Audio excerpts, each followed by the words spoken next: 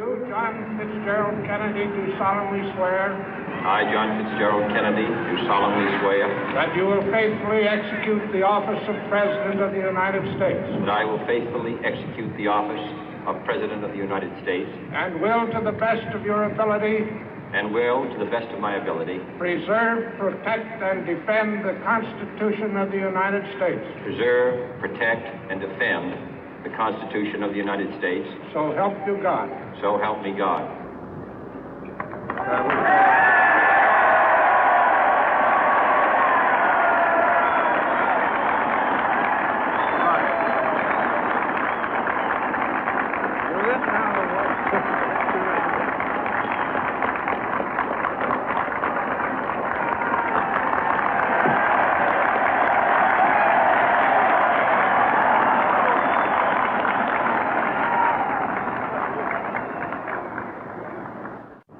Vice President Johnson, Mr. Speaker, Mr. Chief Justice, President Eisenhower, Vice President Nixon, President Truman, Reverend clergy, fellow citizens.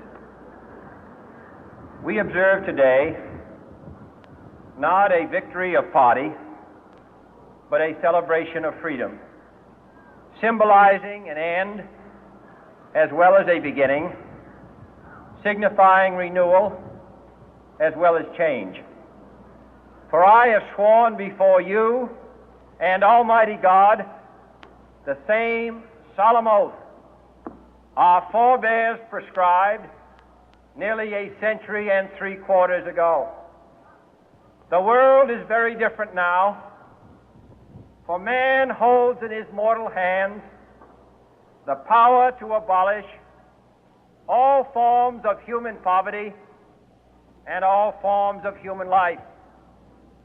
And yet the same revolutionary beliefs for which our forebears fought are still at issue around the globe. The belief that the rights of man come not from the generosity of the state, but from the hand of God. We dare not forget today that we are the heirs of that first revolution. Let the word go forth from this time and place to friend and foe alike that the torch has been passed to a new generation of Americans born in this century, tempered by war, disciplined by a hard and bitter peace, proud of our ancient heritage, and unwilling to witness or permit the slow undoing of those human rights to which this nation has always been committed and to which we are committed today at home and around the world.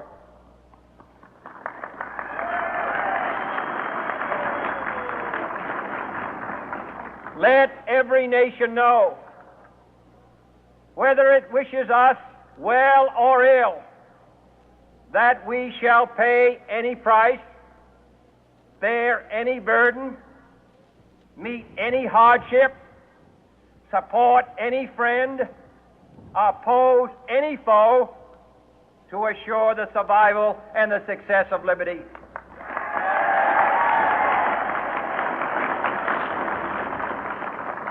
This much we pledge and more. To those old allies whose cultural and spiritual origins we share, we pledge the loyalty of faithful friends. United, there is little we cannot do in a host of cooperative ventures. Divided, there is little we can do, for we dare not meet a powerful challenge at odds and split asunder. To those new states whom we welcome to the ranks of the free, we pledge our word that one form of colonial control shall not have passed away merely to be replaced by a far more iron tyranny. We shall not always expect to find them supporting our view, but we shall always hope to find them strongly supporting their own freedom, and to remember that in the past, those who foolishly sought power by riding the back of the tiger ended up inside.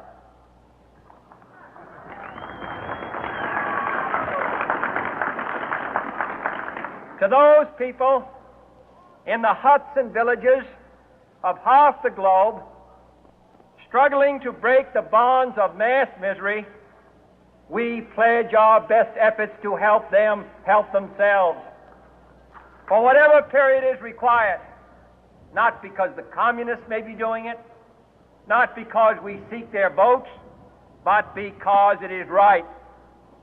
If a free society cannot help the many who are poor, it cannot save the few who are rich.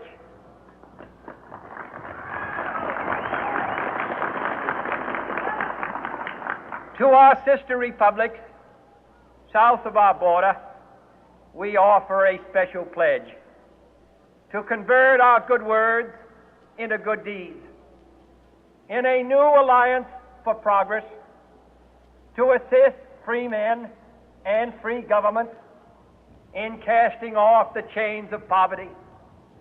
But this peaceful revolution of hope cannot become the prey of hostile powers. Let all our neighbors know that we shall join with them to oppose aggression or subversion anywhere in the Americas. And let every other power know that this hemisphere intends to remain the master of its own house.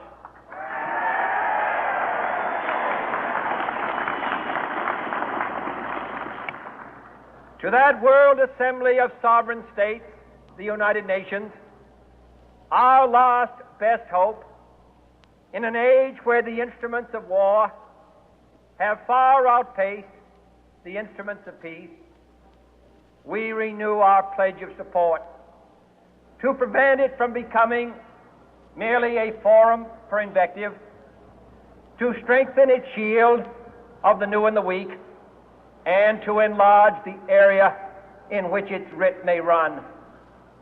Finally, to those nations who would make themselves our adversary, we offer not a pledge, but a request that both sides begin anew the quest for peace.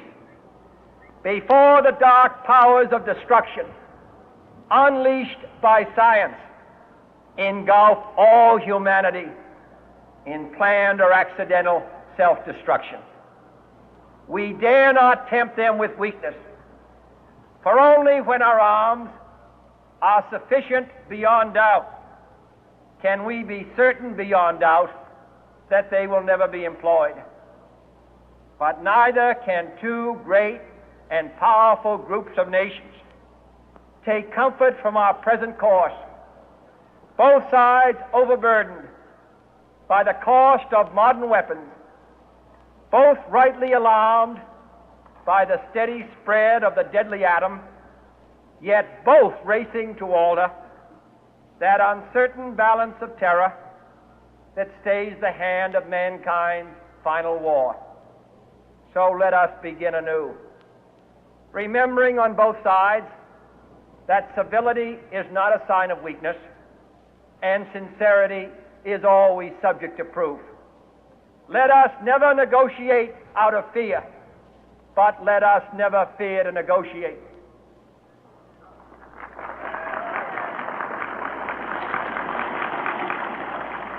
Let both sides explore what problems unite us, instead of belaboring those problems which divide us. Let both sides, for the first time, formulate serious and precise proposals for the inspection and control of arms, and bring the absolute power to destroy other nations under the absolute control of all nations.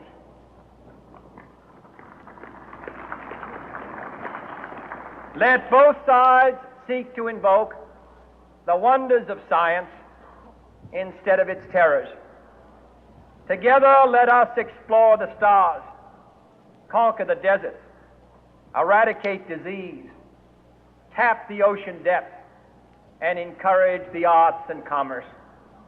Let both sides unite to heed in all corners of the earth the command of Isaiah to undo the heavy burden and let the oppressed go free.